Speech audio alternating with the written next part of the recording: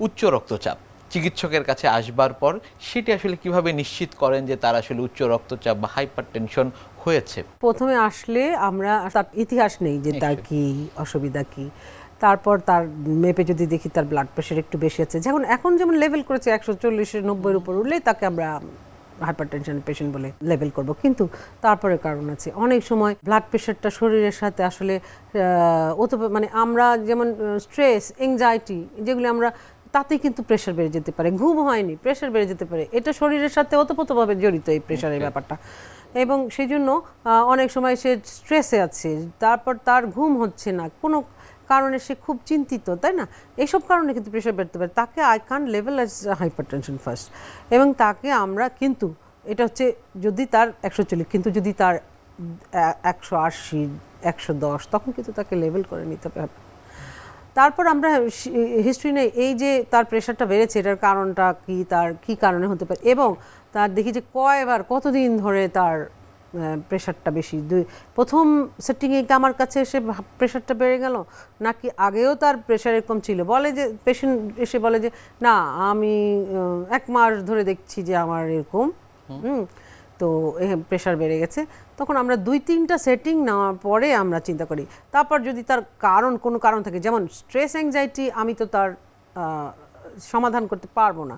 তবে আমি যেটা করি যে তার ঘুম যদি না হয়, আমরা ঘুমের ওষুধ দিয়ে ট্রাই করি যে ঘুমটা হলে ঠিক হবে।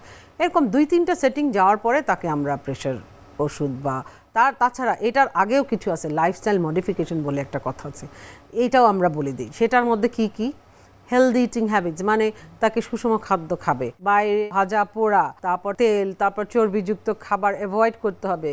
তারপর হচ্ছে ফাস্ট ফুড, এটা কিন্তু অনেকটা কারণ ওবেসিটির কারণ।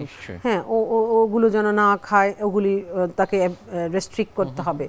এবং তার একটা হেলদি লাইফস্টাইল, যেমন তাকে একটু এক্সারসাইজ, হ্যাঁ, সে যদি এক্সারসাইজ না করে তাহলে তাকে এক্সারসাইজ এবং হাঁটা, আমরা যেমন বলি যে অ্যাটলিস্ট আপনি সপ্তাহে হাঁটেন অ্যাটলিস্ট 3 দিনও যদি হাঁটে, মডারেট মানে আস্তে আস্তে, আর যদি অনেক এক্সারসাইজ করে, খুব হেভি এক্সারসাইজ করতে চায়, তাহলে তাকে আরও কম সময় বলা হয়। কিন্তু যদি ধরেন হাঁটার কথা বলি, যে ব্রিস্ক ওয়াকিং, যেটা মানে একটু জোরে জোরে হাঁটা, ওটা হ্যাঁ ওরকম 3 দিন, অ্যাটলিস্ট 3 দিন সপ্তাহে হাঁটুক, এগুলি দিজ আর দ্য রিজনস। তারপর তার যদি রিস্ক ফ্যাক্টর থাকে, যেমন তার ডায়াবেটিস আছে, তারপরে যদি তার কোলেস্টেরল বেশি থাকে, সেই ক্ষেত্রে কিন্তু হিসাব অন্যরকম।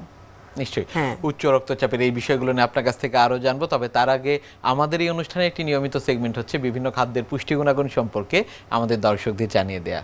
প্রিয় দর্শক, দেখছেন স্বাস্থ্য প্রতিদিন। কথা হচ্ছিল খুব গুরুত্বপূর্ণ একটি বিষয়, হাইপারটেনশন বা উচ্চ রক্তচাপ নিয়ে। অনুষ্ঠানের পর্যায়ে দেখে নেব বিভিন্ন খাদ্যের পুষ্টি গুণাগুণ সম্পর্কে আমাদের পুষ্টিবিদের কাছ থেকে।